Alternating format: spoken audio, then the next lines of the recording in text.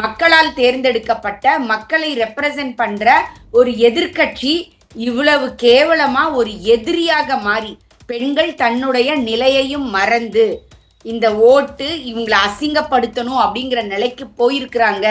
அப்படிங்கும்போது ஒரு மனசுக்கு ரொம்ப வேதனையா அதிர்ச்சியா இருக்குது. ஆனா இவர்கள் அப்படிலாம் இருக்கிறதுல ஆச்சரியம் இல்லை சார். ஏன்னா இவர்கள்லாம் ஈவேராவோட ஃபாலோயர்ஸ்.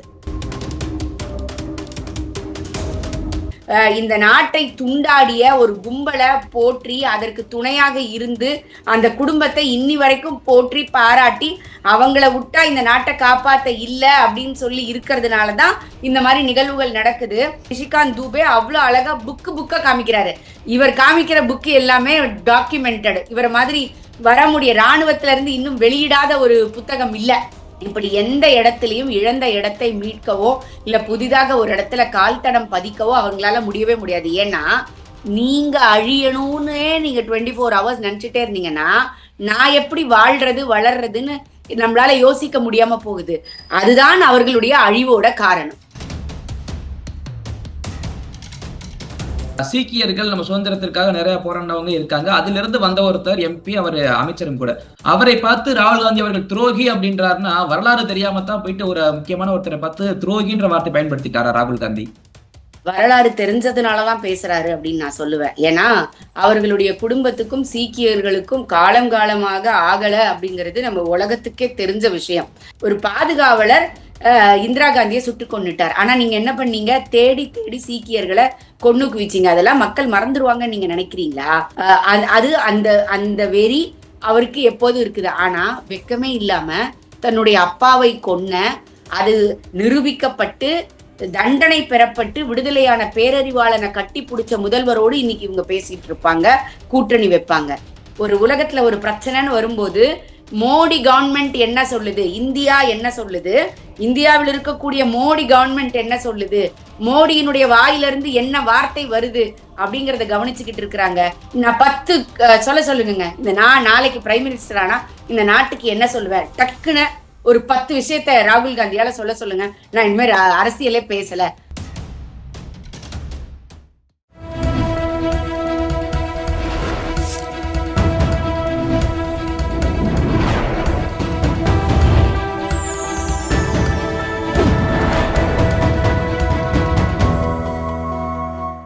சேனல் 5 தமிழ் நேயர்களுக்கு வணக்கம். இந்த நேர்காணலில் நம்மோடு இணைந்திருப்பவர் தமிழக பாஜகவின் பொருளாதார பிரிவு அமைப்பாளர் கல்வியாளர் காயத்ரி அவர்கள். வாருங்கள், அவரோடு பேசுவோம். வணக்கம் மேடம். வணக்கம்.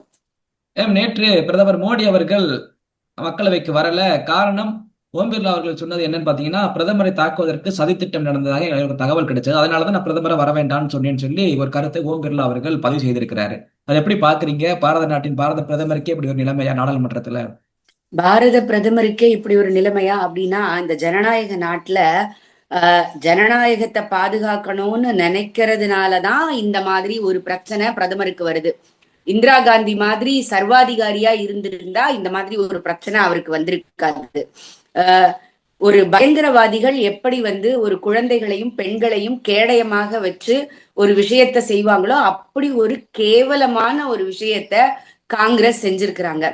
இன்னும் காங்கிரஸுக்கு புரியாத விஷயம், நாம் ஏன் தோற்றோம் அப்படிங்கிறத யோசிக்காம மோடியை தோற்கடிக்கணும், பிஜேபியை தோற்கடிக்கணும்னு மட்டுமே நினைக்கிறதுனால வரக்கூடிய விபரீத புத்தி.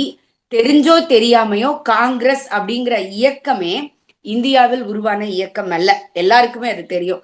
அதனாலயோ என்னவோ எப்பொழுதும் ஒரு டூல் கிட் வெளியில இருந்து வந்துகிட்டே இருக்கு. அதன் மூலமாக இயக்கப்படுபவர்களாக இங்க இருக்கக்கூடிய காங்கிரஸ் மாறிக்கிட்டு இருக்கிறாங்க. இன்னைக்கு தமிழ்நாட்டு எம்பிக்களும் அதுல சேர்ந்துட்டாங்க அப்படிங்கிறதுதான் அதுல துரதிர்ஷ்டம்.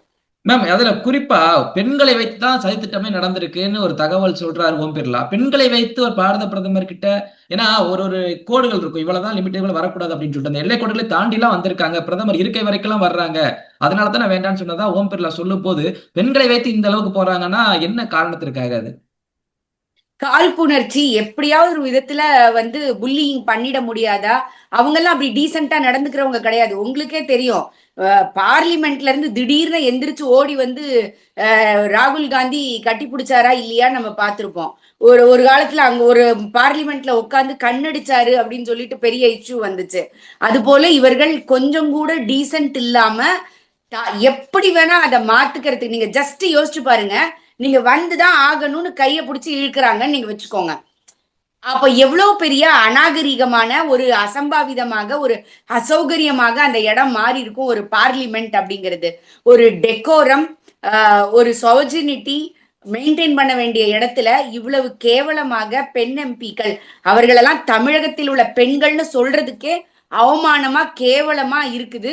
அவர்களை பெற்றவர்களும் யோசிக்கணும். இப்படிப்பட்ட பிள்ளையா நம்ம பெத்த அனுப்பிச்சோன்னா அவங்கள ஓட்டு போட்டு அனுப்பிச்ச அந்த மக்கள் யோசிக்கணும். இவ்வளவு கேவலமாவா நீ ஒரு சீட்டுக்கும் ஓட்டுக்கும் இறங்கி போவ அப்படின்னு சொல்லிட்டு யோசிக்கணும். மேம், குறிப்பா மோடி அவர்கள் பேசும்போது எனக்கு சவக்கொழி தோண்ட முயற்சி பண்றீங்கன்னு வார்த்தையை அவர் பயன்படுத்தினாரு. அதே அவங்க முழக்கமாவே வச்சாங்க காங்கிரஸ் தரப்புல. மோடிக்கு சவக்கொழி தயாரா இருக்குன்ற மாதிரி எல்லாம் பேசுறாங்க. இவங்க அரசியலை தாண்டி அவர் ஒரு பாரத பிரதமன்ற எண்ணம் கொஞ்சம் கூட இல்லாம தான் இப்படிப்பட்ட கருத்துக்களை அவங்க வச்சுக்கிட்டு இருக்காங்களா?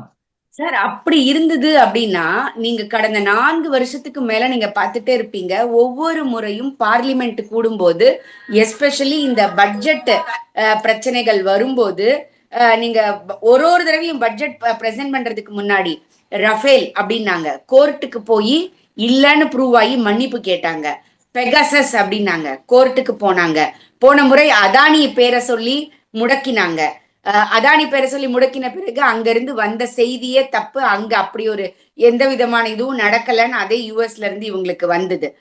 இப்ப வந்து இந்த ஒரு பிரச்சனையை இவங்க கிளப்பியிருக்காங்க. அது நரவணையா இருக்கட்டும், எபிஸ்டனா இருக்கட்டும், இது எல்லாமே வந்து திட்டமிட்டு ஒரு டூல் கிட் மாதிரி ஒரு நாட்டினுடைய எதிர்கட்சி செயல்படுகிறது அப்படிங்கிறது தான் ஒரு அசிங்கமான விஷயம். ஒரு நாட்டுல எதிரிகள் வெளியில இருந்து வந்து ஒரு டூல் கிட்ட பயன்படுத்தி அசம்பாவித சம்பவம் நடத்தலாம். ஆனால் மக்களால் தேர்ந்தெடுக்கப்பட்ட மக்களை ரெப்ரசன்ட் பண்ற ஒரு எதிர்கட்சி இவ்வளவு கேவலமா ஒரு எதிரியாக மாறி, எதிர்கட்சின்ற நிலைமை போய் எதிரியாக மாறுது அப்படின்னா பெண்கள் தன்னுடைய நிலையையும் மறந்து இந்த ஓட்டு இவங்களை அசிங்கப்படுத்தணும் அப்படிங்கிற நிலைக்கு போயிருக்கிறாங்க. அப்படிங்கும்போது ஒரு மனசுக்கு வந்து ரொம்ப வேதனையா அதிர்ச்சியா இருக்குது இவர்கள் எல்லாம். ஆனா இவர்கள் அப்படிலாம் இருக்கிறதுல ஆச்சரியம் இல்லை சார். ஏன்னா இவர்கள்லாம் ஈவேராவோட ஃபாலோயர்ஸ். ஈவேரோட ஃபாலோயர்ஸ் எல்லாம் எப்படி இருப்பாங்கன்னு இப்ப நமக்கு தெரியுது இல்ல. எத்தனை பேர்கிட்ட வேணா நீ போலாம். உனக்கு சுகம் வேணும்னா புருஷன் இல்லைன்னா பரவாயில்ல. குழந்தை பெத்துக்கிண்டா நீ வந்து குழந்தை பெத்துக்கிறதுக்காக தான் கல்யாணம் பண்ணணும்னா அதை பண்ண தேவையில்லை. இந்த மாதிரி பெண்களுக்குரிய எந்த மாண்பும் இல்லாத, அதை பற்றி போதிக்காத ஒருத்தரை நீங்க தலைவரா ஏத்துக்கிட்டு அவரை பின்பற்றுனீங்கன்னா நீங்களும் அப்படிதானே இருப்பீங்க.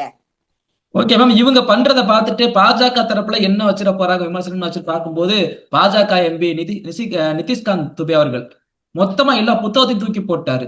ராகுல் காந்தியின் குடும்பமும் காங்கிரசும் எந்த அளவுக்கு நம்மளுடைய நாட்டுக்கு துரோகம் பண்ணிருக்கு, அவமானங்களை கொடுத்துருக்குன்னு ஒவ்வொரு புத்தகமா எடுத்து போட ஆரம்பிச்சுட்டாரு. ஒரு புத்தகத்துல நேரு பத்தியும் இந்திரா காந்தியை பத்தியும் அடுத்தடுத்து இதெல்லாம் பார்க்கும்போது இந்த இளைய தலைமுறைக்கு இவ்வளவு பண்ணிருக்காங்களா அப்படின்ற மாதிரி ஒரு கவனம் இருக்க மாதிரி செஞ்சுட்டாரு. ஆக்சுவலா நான் எங்களுடைய பிஜேபி மேல நான் ரொம்ப வருத்தப்படுறேன், குறைப்படுறேன். ஏன்னா நாங்க செயல்ல காமிக்கிற இம்பார்ட்டன்ஸ, நாட்டுக்கு நல்லது செய்யணும்னு காமிக்கிற இம்பார்ட்டன்ஸ இவங்களை எக்ஸ்போஸ் பண்றதுல காமிக்கலையோ அப்படிங்கிற கூடிய மிகப்பெரிய வருத்தம் இன்னைக்கு இதெல்லாம் பார்க்கும்போது இருக்கு. ஏன்னா இன்னைக்கு காங்கிரஸ் மேல இருக்கக்கூடியது நேஷனல் ஹெரால்டு அப்படின்னு. ஏன்னா இன்னைக்கு ராகுல் காந்தி சோனியா காந்தியும் பெயில்ல இருக்காங்க அப்படிங்கறத நீங்க மறந்துடக்கூடாது. இங்க இருக்கிற கார்த்திக் சிதம்பரமும் ப சிதம்பரமும் பெயில்ல இருக்காங்கன்றத நீங்க மறந்துடக்கூடாது.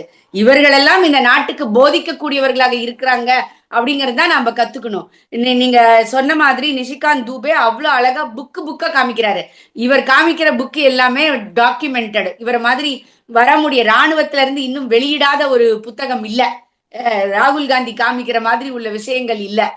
இதுல வந்து அந்த ராணுவ தளபதி மேலேயே நான் நடவடிக்கை எடுக்கணும்னு சொல்றேன். ஏன்னா அவர் எழுதின புத்தகம் அப்ரூவல் இல்லாம ஒரு இடத்துல வெளியில வந்து அது யுஎஸ் வரைக்கும் போய் அங்கிருந்து இங்க வரைக்கும் வருது அப்படின்னு சொன்னா அப்ப எப்படிப்பட்ட காலத்துல நீங்க இருந்திருப்பீங்க அப்படிங்கறத நம்மளால யூகிக்க முடியுது. அப்ப அவர்கள் மேலேயே நாம வந்து கண்காணிப்பும் நடவடிக்கையும் எடுக்கணுமோன்னு தோணுது.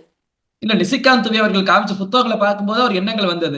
அந்த காலத்து வரலாறுகளை நம்ம கிட்ட சொல்லலையோ, இவங்க பண்ண அட்டூழியங்கள்லாம் தெரியாம போயிருச்சோ. ஏன்னா அப்ப சார் டிஜிட்டல் நீங்க கிடையாதுல்ல. சுதந்திர இந்தியால உங்களுக்கு எப்படி ஹிஸ்டரி தெரியும்? ஹிஸ்டரி புத்தகத்தின் வாயிலாக தான் தெரியும். நேருவ ம். மாமான்னு சொல்லிட்டீங்க, வந்து காந்திய தாத்தான்னு சொல்லிட்டீங்க. ஆனால் இந்த நாட்டினுடைய ஃபாதர் ஆஃப் நேஷன் சொல்லக்கூடியதுக்கு தகுதி இருந்தவர் வல்லபாய் பட்டேல் அப்படிங்கறத நாம மறந்துடக்கூடாது.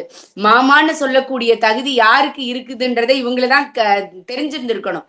இது எதுவுமே இல்லாம இந்த நாட்டை துண்டாடிய ஒரு கும்பலை போற்றி அதற்கு துணையாக இருந்து அந்த குடும்பத்தை இன்னி வரைக்கும் போற்றி பாராட்டி அவங்கள விட்டா இந்த நாட்டை காப்பாத்த இல்ல அப்படின்னு சொல்லி இருக்கிறதுனாலதான் இந்த மாதிரி நிகழ்வுகள் நடக்குது.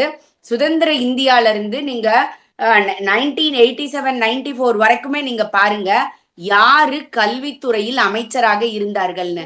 நான் பேரெல்லாம் குறிப்பிட விரும்பல, நீங்க எடுத்து பார்த்துக்கட்டும் அவங்க. அப்ப அந்த ஹிஸ்டரி அப்படிதான் இருக்கும். மாற்றி எழுதப்பட்ட மறைக்கப்பட்ட வரலாறாக தான் இருக்குது. இன்னைக்கு எங்களுடைய பிஜேபி அரசு அந்த வரலாற்றை, உண்மையான வரலாற்றை திரும்ப கொண்டு வரணும்னு சொல்லும் போது இவங்களுக்கு எல்லாம் வலிக்குது. நம் குறிப்பா அரசியலமைப்பு சட்டத்தை தான் உடனே எடுத்து எடுத்து காமிக்கிறாங்க. ராகுல் காந்தியா இருக்கட்டும், காங்கிரஸ் தரப்புல இருந்து இருக்கட்டும். அவர் அந்த புத்தகத்தை காமிச்ச உடனே எல்லாருக்கும் தோணுது, ஒருவேளை அப்ப நேருக்கு அப்புறம் ராஜீவ் காந்தி, இந்திரா காந்தி, அப்புறம் பாரத பிரதமராக மன்மோகன் சிங்கை வைத்தாலுமே ஆட்டி வைத்தது யாருன்னு சோனியா காந்தி தான். இப்ப ராகுல் காந்தி ஏன் இந்த ஒரு குடும்பத்துல மட்டுமே வந்துகிட்டு இருக்கே? அப்ப அரசியலமைப்பு சட்டத்தை காட்டுறதுக்கு இவங்களுக்கு என்ன தகுதி இருக்குன்னு ஒரு கேள்வியும் எழும்புது இல்ல?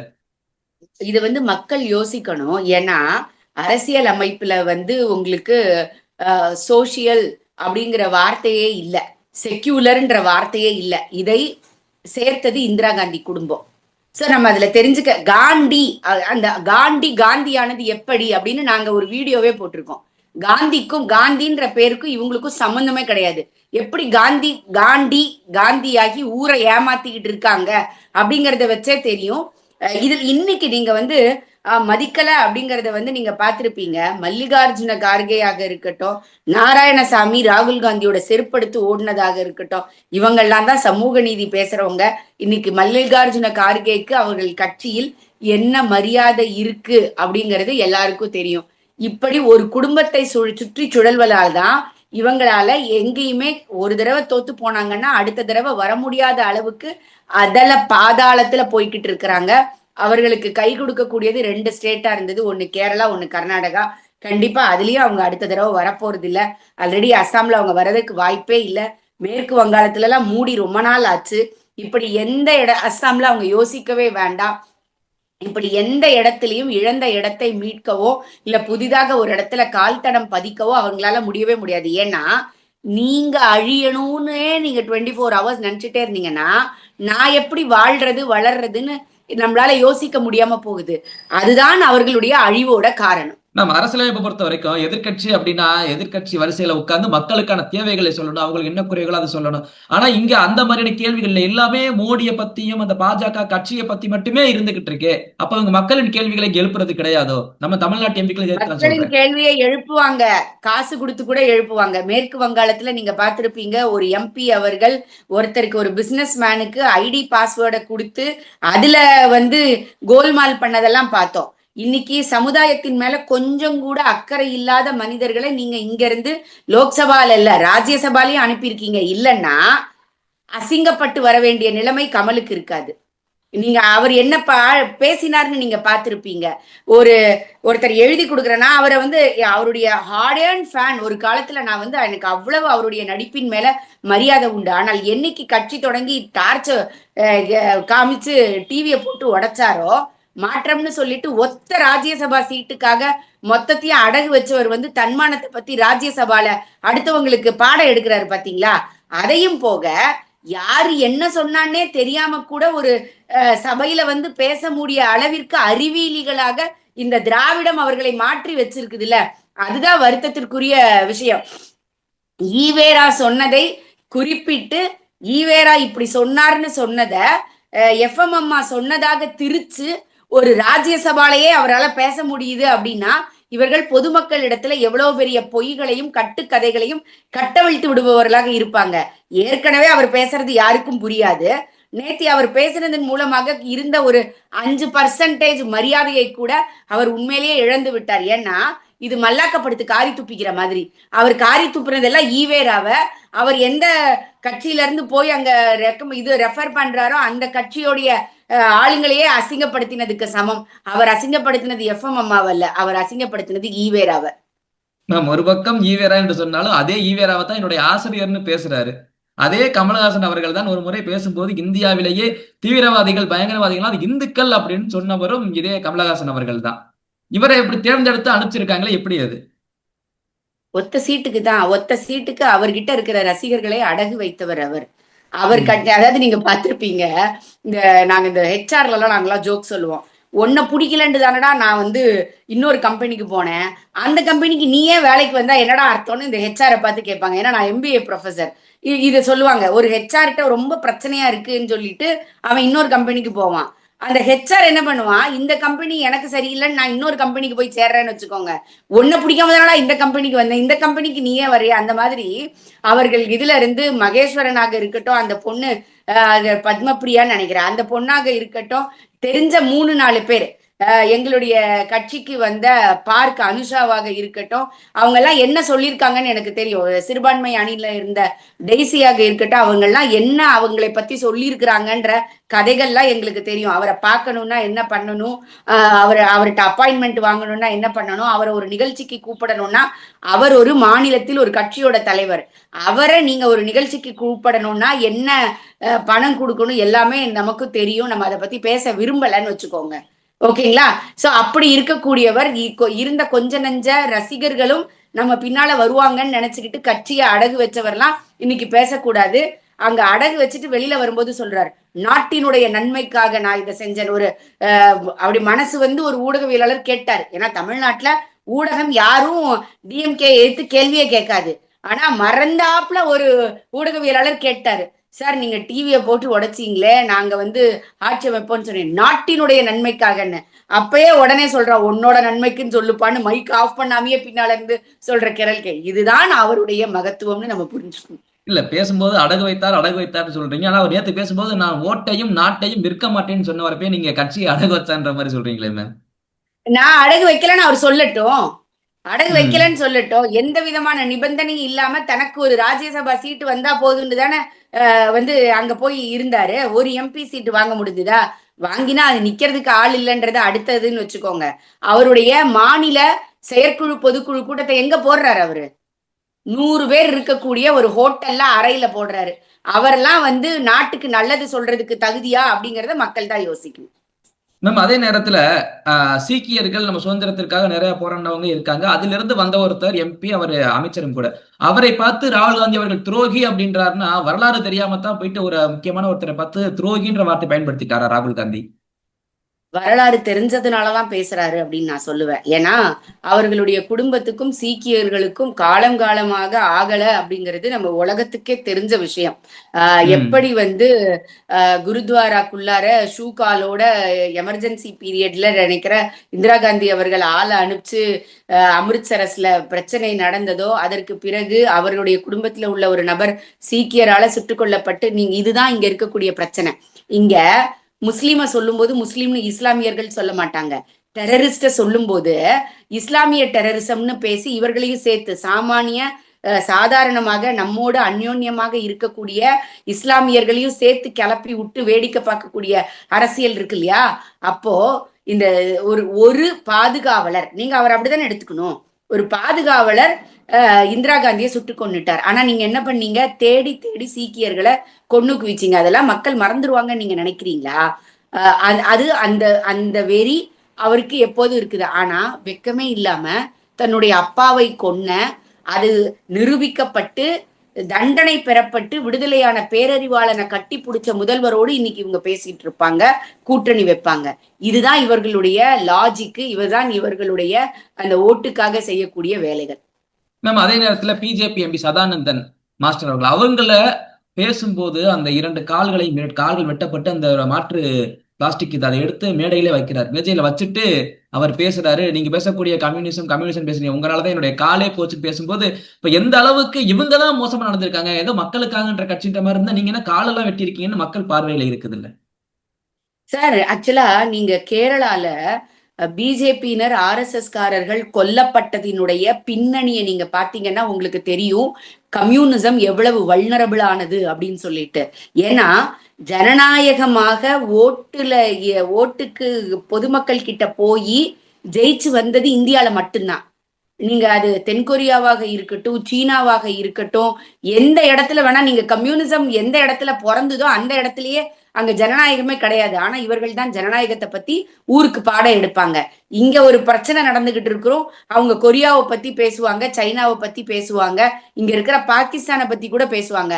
ஆனா மறந்து மறவாடி இந்தியாவை பத்தி பேசிடவே மாட்டாங்க.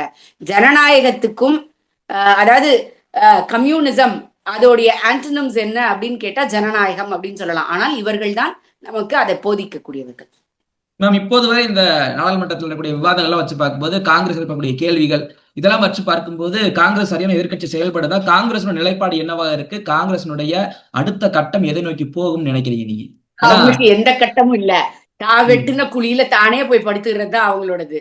எந்த குழியை எங்களுடைய பிரதமருக்கு, இந்த நாட்டினுடைய பிரதமருக்கு, ஏன்னா நீங்க பார்த்திருப்பீங்க ஒரு பிரஸ் மீட்ல வந்து ராகுல் காந்தி சொல்றாரு, India's economy is dead economy, Trump itself told, what you want to tell me about that அப்படின்ட்டு. ஆனா யூரோப்ல இருந்து வந்த அந்த அம்மா சொல்றாங்க, வெனிசுலா டாண்டர் சொல்றாங்க, இந்தியா வந்து இது வந்து உலகத்துக்கே வழிகாட்டக்கூடியதாக இன்னைக்கு இந்தியா இருக்குது. இந்தியா வந்து நாங்க போட்ட அக்ரிமெண்ட் வந்து அக்ரிமெண்ட்டுக்கு எல்லாம் மதர் ஆஃப் அக்ரிமெண்ட் அப்படின்னு சொல்லக்கூடிய அழகத்துல இருக்கு. உலகம் உங்களை ஒற்று நோக்குகிறது என்ன, யாருக்கும் கேட்காத ரஷ்யா நீ போற நிறுத்து, நான் சாப்பாடு கொடுக்கணும், மருந்த கொடுக்கணும், என்னுடைய பிள்ளைகளை நான் வெளியில கூட்டிட்டு வரணும் அப்படிங்கும்போது போரை நிறுத்தி வைத்தது ரஷ்யா அப்படிங்கறதை இவங்க மறந்துடக்கூடாது. இன்னைக்கு உலகம் அனைத்தும், உலக தலைவர்கள் அனைத்தும், ஒரு உலகத்துல ஒரு பிரச்சனைன்னு வரும்போது மோடி கவர்மெண்ட் என்ன சொல்லுது, இந்தியா என்ன சொல்லுது, இந்தியாவில் இருக்கக்கூடிய மோடி கவர்மெண்ட் என்ன சொல்லுது, மோடியினுடைய வாயிலிருந்து என்ன வார்த்தை வருது அப்படிங்கறத கவனிச்சுக்கிட்டு இருக்கிறாங்க. இதை கொஞ்சம் கூட புரிஞ்சுக்கிறதுக்கு மூளை இல்லாத நபர்கள் வரிசையாக நீங்க வந்து உங்களுடைய புகழ் பாடுறதுக்கு அடிமைகளாக அடுக்கி வச்சீங்க அப்படின்னா நீங்க அவருக்கு சொன்ன சவக்கொழிய நீங்களே உங்களுக்கு தோண்டிக்கிறீங்க. அதுல நீங்க வேணா விழறதுக்கு வாய்ப்பு இருக்கே தவிர எங்களுடைய கட்சியையோ எங்களுடைய ஆட்சியையோ விழ வைக்கிறதுக்கு முடியவே முடியாது. ஏன்னா இது நீங்க யாரா இருந்தாலும் நாளைக்கு காங்கிரஸே கூட ஒரு பீரியட்ல ஜெயிக்கலாம், அதை நாங்க மனசால அக்செப்ட் பண்ணிக்குவோம். ஏன்னா மக்கள் தேர்ந்தெடுத்து நாம எல்லாரும் வராங்க. அப்ப நம்ம அதுக்கு மரியாதை இருக்கும்போது அதற்கு மரியாதையாக என்ன செய்ய வேண்டுமோ அதை செய்யணும் அப்படிங்கிறது தான்.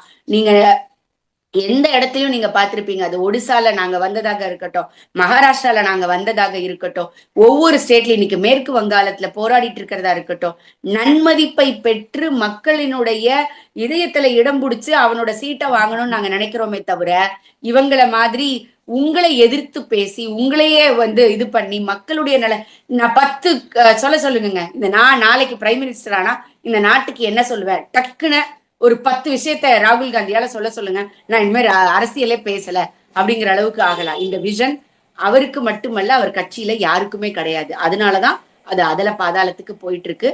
அவர்களுக்கு அடுத்த கட்டம் அப்படிங்கிறது அவர்கள் தூண்டி வச்சதுதான். ஓகே மேம், எங்களுடைய பல்வேறு கேள்விகளுக்கு உங்கள் நேரத்தை ஒதுக்கி பதில் தமைக்கு ரொம்ப நன்றி மேம். தொடர்ந்து பேசுவோம்.